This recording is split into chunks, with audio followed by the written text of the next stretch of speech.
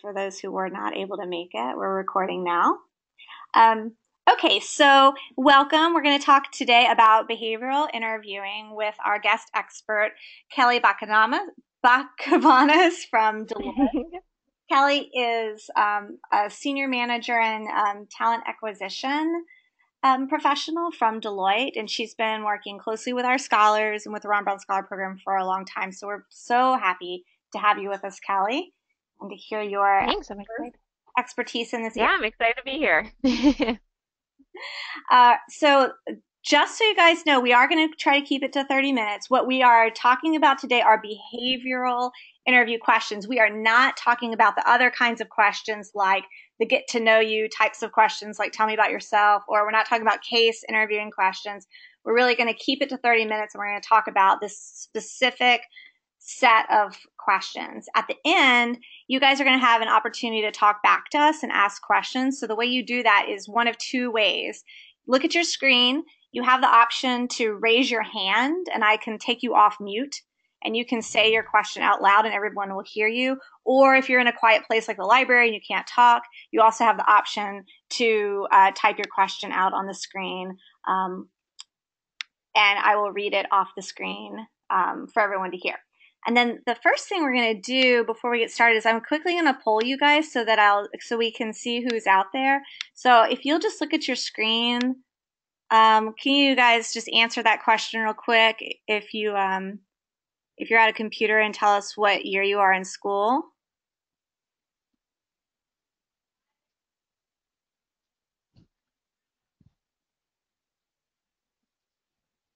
I'll give you just another second to do that. Okay, good. Everyone's voted. All right. So it is Kelli, they're 27% first years, 40% second years, 19% third years, and 13% fourth years. Awesome. Great. Thanks, guys. That was great. All right, let me get back here. So, first thing we're going to talk about is why behavioral interviews. Okay, so you've probably seen these statements before. Essentially, the reason why recruiters ask behavioral interview questions is because anyone can just say they have a skill, but behavioral questions force you to prove it by giving an example of your past performance. So these types of interviews have been really popular ever since I've been around the scene, and they don't seem to be going anywhere. So you might as well prepare yourself, and that's what we hope to do today. All right, so the approach we're going to talk about mainly today is the STAR approach, which many of you might be familiar with already. But this is the approach of preparing in advance stories that are illustrations of your past performance, and they're outlined in this STAR approach like this. So here's an illustration. So you've got whoops, sorry. Okay, so this would be an example of someone talking about maybe a leadership role that they've had. So they're saying, the situation is that in my role as an executive board member for this organization I was a part of, that I was tasked with organizing a conference for 100 people who were going to come together for this day of service. The action was that these were the steps I took in order to achieve this outcome. I assembled a planning committee. I divided the tasks among our team. We had a social media plan. We solicited and received approval to be on the event calendars. I got some donuts. And then the result was that we were very pleased with the turnout and we had enough volunteers to build our community playground in just one day. When in doubt, always end on the result. Is that my sense is that is what the recruiters are listening for, is the outcome of your story. Am I right, Kelli?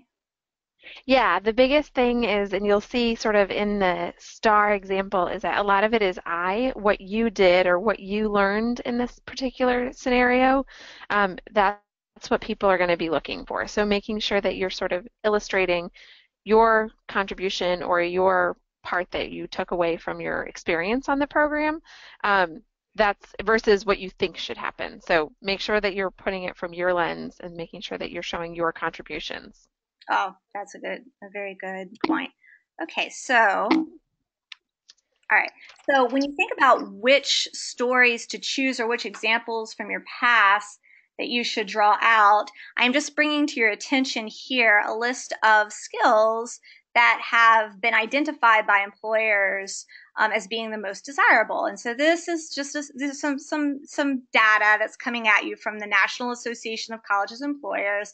This list comes out every year, and I think it's really useful to look at what employers desire in entry-level candidates. So you can see it's teamwork, decision making, organizational skills, communication, processing information.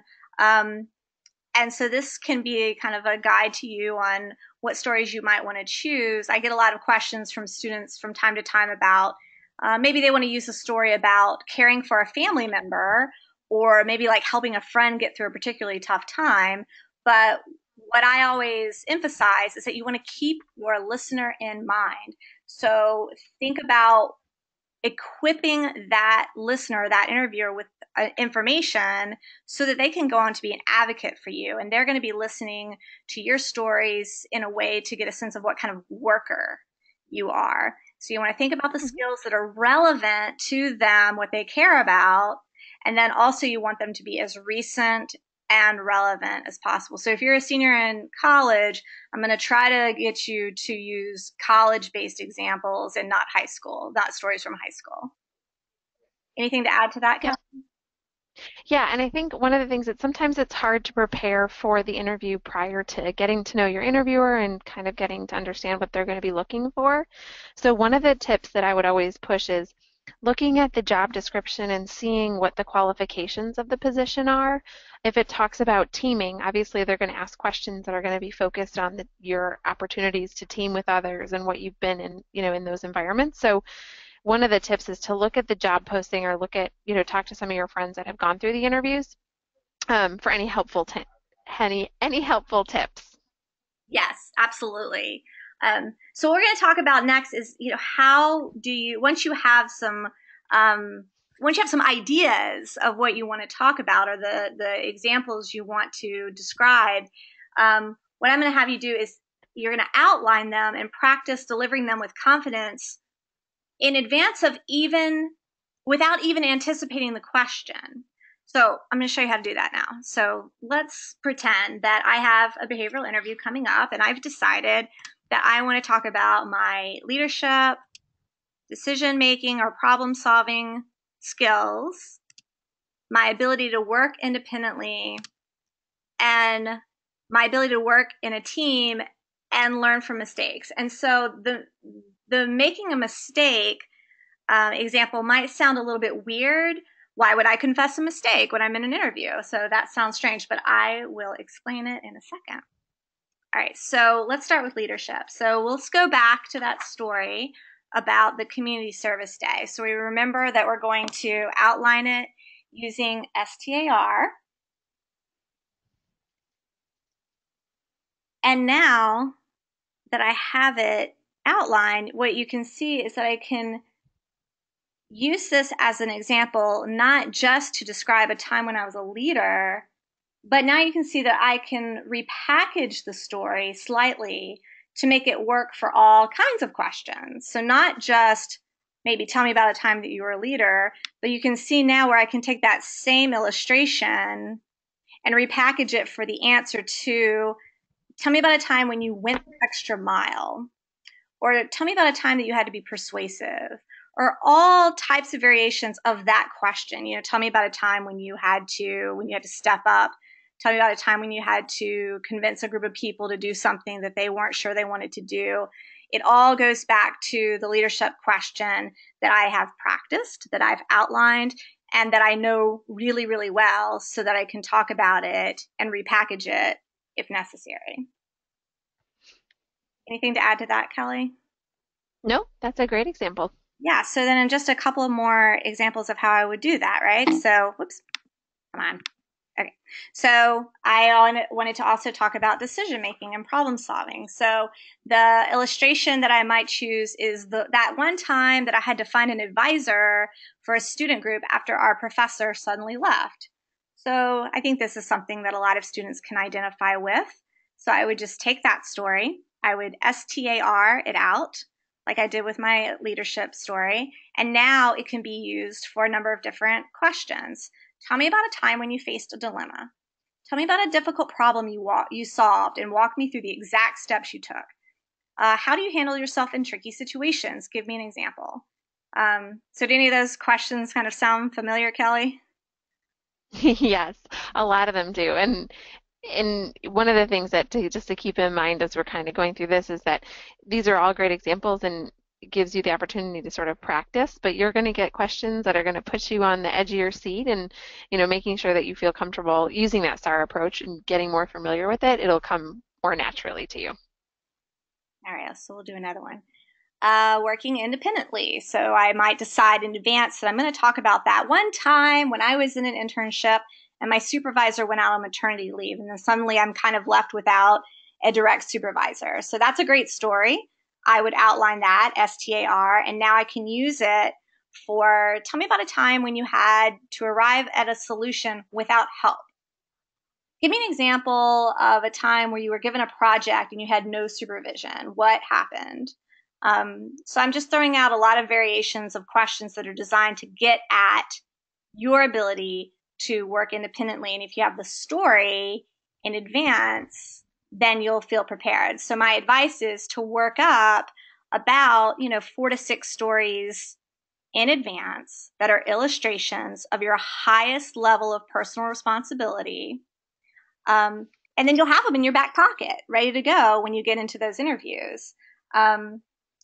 If you have difficulty coming up with examples, sometimes it helps to have an outside party think through that with you. And so I would recommend going to career services and sitting down with a counselor, and maybe they can take a look at your resume or ask you questions about things you've done in the past. And you'd be surprised what someone else can draw out of you if you're feeling stuck and can't think of examples.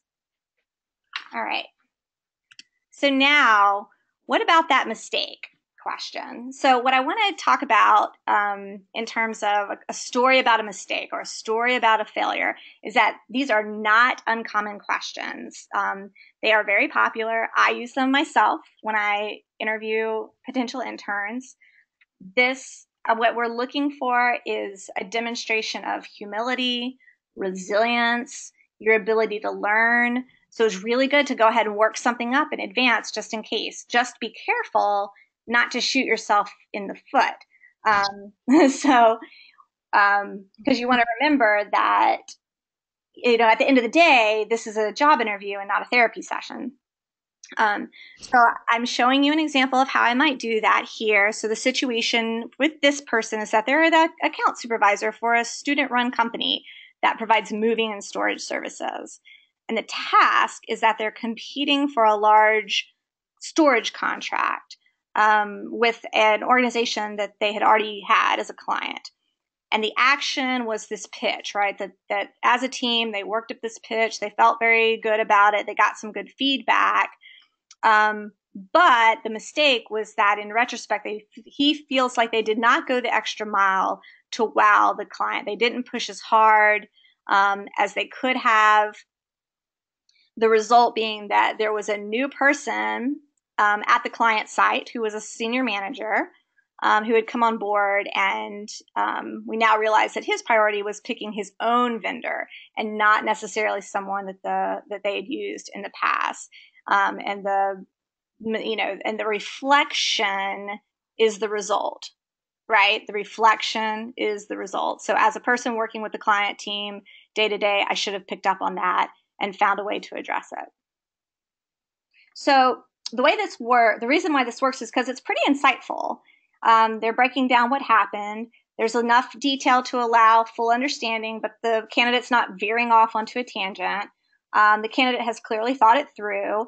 And most importantly, the candidate is taking responsibility and not throwing someone under the bus. That is probably the biggest no-no when you're talking about mistakes or failures or things like that. You really want to demonstrate humility and resilience and not, just dump it off on somebody else. All right. So now it works for a number of questions. Have you ever missed the mark? Tell me about a time when you received criticism. Give me an example of a time you took a risk and failed. Anything to add to that, Kelly? Nope, I think it's a common question, and you guys would be surprised at how many times, like Holly said, people shoot themselves in the foot. So taking the time to think about what you've had the opportunity to sort of get better at and what you've learned or sort of had that humbling experience where maybe you thought you were as good at something and you had the opportunity to get better. So taking the time to sort of work through that question and making sure that you're not hitting any of the downfalls that Holly mentioned is important. Awesome. Thank you. Okay, so now on to some quick tips before I turn it over to you for questions. First, quick tips about behavioral interviews. Um, Please make it easy to follow and retain. Again, keep your listener in mind. Um, don't assume anything. Do not assume that your listener knows all of the top organizations at your school or the common activities that a student would be involved in. And so, for example, you might not even want to presume that your listener knows what an RA is. I mean, I know that it's a resident assistant. You know that it's a resident assistant, but the listener might not necessarily know that. So you want to make your answer and your information really, really easy to follow. So I'm giving you an example here as saying, instead of telling them that you were the head prelate of the Epsilon Omega Society, you're changing that to, I was an executive board member of this group. It's easier for me as your listener to retain that information. And remember, you are trying to equip your listener with information to advocate for you so that you make it through to the next round. If they can't remember you, they can't remember your illustrations, it didn't make sense, then it's more difficult for them to do that. My next tip is to not memorize these things word for word. You want to practice, you want to kind of block them out, practice them, practice the basic flow. But what you really want to do is know it, know your story, be thoughtful about it, reflect on it, and be prepared for an extended dialogue about it, because your interviewer very well may stick hard to that story and ask you more questions. Why do you think it turned out that way? What would you do differently if you had to go back and do it again? So I have it on good authority that that's a popular way to do behavioral interviews, is to take, not a number of questions, but maybe one question and hang in there and dig in for the extension of the interview. So those are my quick tips on behavioral interviews. Anything to add to that, Kelli? Nope, those are great tips. Thanks. All right. And then I have my interview awkwardness FAQs. So I just want to go ahead and put these out there because I know they're on a lot of your minds. And so I thought I would address them up front before we get on to interviews. So a lot of people ask me about silence in the interview. What if I'm stuck and I don't know what to say? Is it okay to pause? And my advice is, first of all, you should do mock interviewing at your career services office, and they can work with you. But from my perspective, I think a little bit of silence is okay. It's better than fillers or hedge words that you might use to fill the silence. So I would say, don't be afraid of silence. If you need to take time, take your time. And here's a little script you can use. That's a great question. Let me think about that for a moment. That's okay. I've been getting a lot of this in the past couple of weeks, is students who are feeling very stuck because they have an offer from one company, but they really want an offer from another company. And now they've kind of gone off grid and they're not responding to any phone calls because they don't know what to say. And I know that's very awkward. And I wanted to tell you that it's okay to talk to your recruiters about other applications. And if you have deadlines that you're up against for giving an answer, that's okay. I think, Kelli, I'm going to toss that to you. You have any feedback on that? Yes, I think there's a lot of opportunities when you're, stressed or worked up in an interview. You want to take the time and pause. It's one of those things where it may seem like years for you, but it does not for the interviewer. So really take the time to organize your thoughts. And then the other piece is, Holly, I think you were just mentioning this about the offers. One of the things that always comes up is, who else is interviewing, or what other opportunities are you looking for? So taking the time to sort of talk to the recruiter, and it's not something where we're using it as, hey, this company's coming and I'm going to go to them, or we feel like slighted. I'd rather have that information so that you have all your opportunities in front of you before you have to make a decision. Right. I get a lot of questions about email thank you notes. They are fine, you guys. Send your email thank you notes. They are generally fine, especially in this day and age of quick decisions being made. So by the time you get that physical thank you note to your interviewer, the decision may have already been made. So an email is fine. Um, Mhm. Waiting for an answer. This can be really hard if you are dying to know what's going on, or have you been chosen? Have you not been chosen? Um, it's okay to follow up by phone or email, but only to reiterate your interest. So you just want to be careful not to sound accusatory if you're still waiting for an answer. Like, hey, it's Friday. You said I was going to hear something by now. I haven't heard from you. What's going on? That's not okay. So you want to just be really gracious about that and follow up to say, I just want to reiterate my interest. If there's any more information I can provide you, you're my first choice. I hope I'm still a strong candidate. I look forward to hearing from you. Yep. Interviews. Oh, go ahead, Kelly. I was just going to say the one thing that sometimes it's always good to follow up and have that open approach and making sure that you're not accusatory.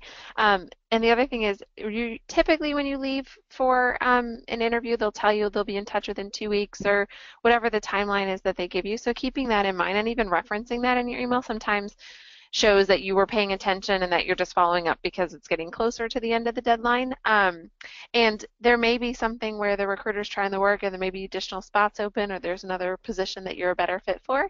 So definitely feel free to follow up and hopefully the recruiter has that open line of communication with you and will tell you and give you that update.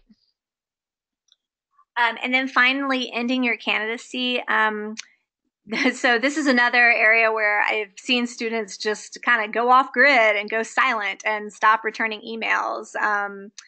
So that's not okay. My advice is to please be responsive to your recruiters, respond to their emails and their calls within, 1 or 2 days, and just keep in mind that you are always representing a greater student body, whether that be your college, your major, your sorority, Ron Brown. Your behavior can affect others. So if you need any help ending your candidacy, you just don't know what to say, or you're in a tough spot, you can always reach out to me. And I am really good at giving scripts for that stuff. So feel free to use me as a resource for that. And just one of the tips on that is that you never know when your path is going to cross again. There's been many times where people have applied for an internship and gone someplace else, and because the way they've handled it, and then they come back around for full time and they've handled it so well when they decline their internship offer, the the organization is so interested in finding those candidates again, or putting them in the pipeline. So just you never know whether it's even after full time and you decide in a few years you want to try a different organization. Make sure that you are upfront and having that open line of communication. Yes. All right. So, Kelly, I'm going to pass it to you so you can talk to them about Deloitte and some of the really fabulous opportunities coming up. Sure. So, really quick, I know Deloitte is on a lot of your campuses, so my first tip is to make sure to head out to those info sessions and those events on campus. But basically, I want to give you guys time at the end to answer your questions. I've actually been with Deloitte for 14 years. I started out within the client service, and then I moved into the HR function. So what we do is we're a professional services firm that handles consulting. So we look at different problems from different lenses, whether it's a tax problem, whether a company should merge, whether it's an opportunity for an organization to be more efficient within their business. So we are all over the world. I'm obviously in the United States here in Washington, D.C., but there are a lot of different opportunities that you have when you work at Deloitte, international and different groups. Obviously, I've moved around within my career, but Deloitte is just a great opportunity to start your career. Actually, Holly, on the next slide, or do I drive it? Go ahead. Great. So how it's organized, and this is a lot of words, and I don't want to confuse everyone, but the basic side is we have 4 different businesses that provide services to our clients. Within the consulting space, which is a majority of our hires, at least the groups that I do, we have 3 different businesses, and when we are tackling a hard problem, it basically depends on the lens that you're looking at it, whether you're looking at it from a technology angle, a human capital or people angle, or if you're looking at it from a business or strategy and operation lens. So basically, if you have an interest in doing consulting and finding out more, I would encourage you, and I'm sure Holly has my information, you can definitely reach out to me, but there's different opportunities at Deloitte, whether it's within consulting, whether it's in our advisory or our audit or tax group. So as you guys start your career, and I know there's a lot of freshmen and sophomores and juniors and even seniors, you know, I would encourage you to go out to our website or send me an email. I'm happy to sort of chat and learn more about the opportunities. Thanks, Kelly. Sure.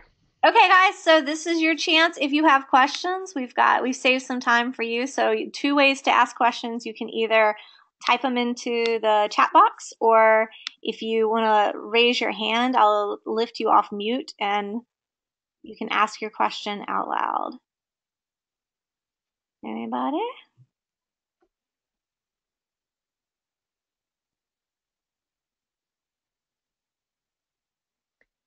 I'll give you guys a minute to work up your courage. Oh, one came in. I was like, we always have a question. All right.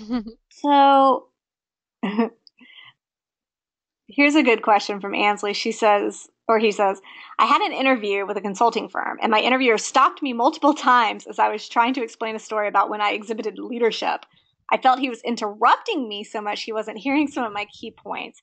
How could I have respectfully asked him to let me explain my story? What do you think, Kelly? It's a good one. I think you probably had a great experience with a different interviewer. Some interviewers are going to test you guys and interrupt you to see how well you do in situations like that, because there's a lot of opportunities where clients will interrupt us halfway through a point because they have a thought, and that's sort of the first thing on their mind. So I think in that situation, what I would do is when you're telling your story, just sort of let the interviewer, because you want to take the reins of the interview, but you don't also want to steamroll the interviewer or seem too direct.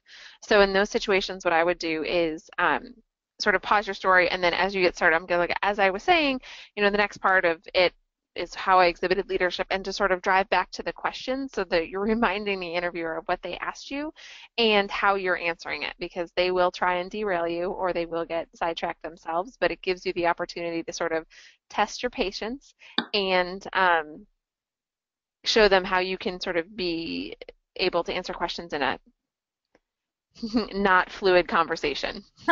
And we used to run into that a lot in the law school with legal interviewers. And I think that they're probably just trying to see what you would look like in front of a real client, and to kind of get a sense of how unflappable you are. All Yeah. right, so this question comes from Kristen. She says, what do you do if an interview asks you a technical question you don't know the answer to?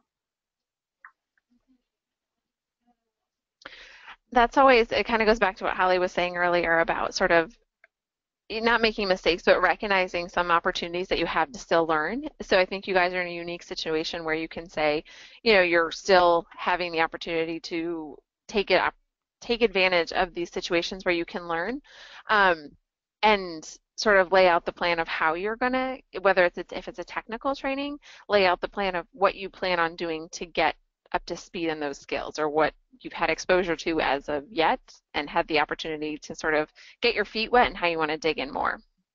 Yeah, those are always tricky. I think that I've also heard that when in doubt, you can say, "I don't know the answer. Here's how I would find the answer." Mm-hmm. Can be another trick. All right, this is from Sean at Stanford. Hey, Sean. He says, "What is good body language for a behavioral interview, and what does that body language say about you?" Oh, that is a good question. Um, Kelly, you start. Sure. So I think it's if you've ever done a presentation, you sometimes don't notice your tics or some of the things that you might do in a presentation. So definitely practice, but in those situations, I think if you have your arms crossed, being cognizant of sort of making sure that you don't look like you're not engaged in the conversation, but finding that delicate balance so it doesn't look like you're about to jump across the table or jump across the room to answer the person's questions. So I think interviewing with others or interviewing with your career center or having someone record you while you're going through a behavioral interview, you'll pick up on your sometimes quirks that you may not even know you have. Yes, and yeah, and this is a good time for me to say my favorite line, which is, you guys, interviews are weird, right? They're super weird. Like, who goes around talking about themselves this way? And that's why I really do encourage you to go to the career services office. If they have a mock interview process where you can be recorded, you will not be sorry that you did it.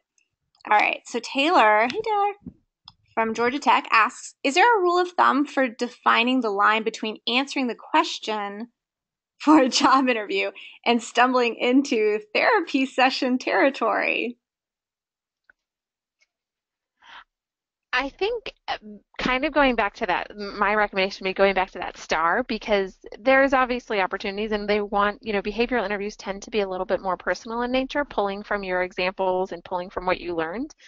Um, but I think in that situation, you want to provide the interviewer with a full picture of your background and the experiences that you've gone through, but always kind of going back to that framework that Holly had laid out and sort of saying, okay, what did you do? What did you learn? What did kind of driving back there? Because I think in those situations, sometimes the conversation, someone gave the analogy one time of like a good interviewer is sort of like dancing with someone. If it's good, if you're both good at it, it's a great conversation and it's a great dance. If it's bad, it's bad on both sides. So just keeping that in mind, and it's just a conversation and, making sure that you adhere to the framework, I think is a good example of how you can kind of avoid that therapy session. Definitely. I think also confidence comes into play here. So being able to talk about something um, being very articulate, being assertive in your body language and your voice. So, for example, I have a daughter with attention deficit disorder, and I might talk about that in an interview because I might use it as an example of how I have to be a very organized person. And that's sort of a sensitive topic. But if I approach it with assuredness and confidence and hopefully have practiced talking about it in the past, then it won't come off as being kind of sheepish and veering off into like an awkward situation. All right. Okay, Stefan, I see your qualifier, but do you have a question? All right. Here, he's thinking. All right, that question is brewing.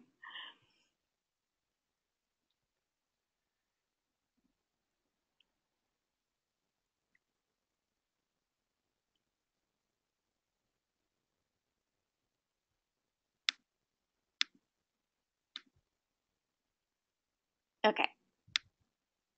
Oh, this is a good question. Okay, so Stefan says, would you say that every interview is behavioral or just certain industries? What do you say to that, Kelly? I think it's universal. Yeah, I can't think of any industry that's not going to ask at least one behavioral question. I mean, I know consulting does. You know, consulting does. Mm-hmm. Even the tech companies, they use it as Yep. yeah. It's pretty standard. I hope that answers the question. Um, Robert says, "Thank you so much for holding this webinar." You're welcome, Robert. He's telling us it was extremely informative, Kelly. Great. Happy to hear. All right, guys. So I think we're just 3 minutes past our 30-minute mark. So I'm going to go ahead and end it. Those were great questions. Thank you guys so much for being here. We did record it, so we're going to listen to it and make sure the recording is okay. And if it is, we're going to pop it up on LinkedIn for you guys. But you see my email down there at the bottom of this last slide. So feel free if there is a question that you didn't want to ask because you didn't want to say it out loud, just send it to me and we'll get your response. If you want to know more about Deloitte and their opportunities, I am collecting resumes from sophomores and juniors right now for summer programs. So feel free to follow up with me about that. I'm looking for you to turn them in by the 24th. So watch your email, watch your LinkedIn for more information about those Deloitte opportunities and Kelly's resource for those as well. Any final words from Sounds you, good. Kelly? Nope. Thanks, guys, everyone, for joining. Yep. All right, guys, signing off now. Thank you so much and have a great night. Great. Thank you. Bye. Bye, Kelly.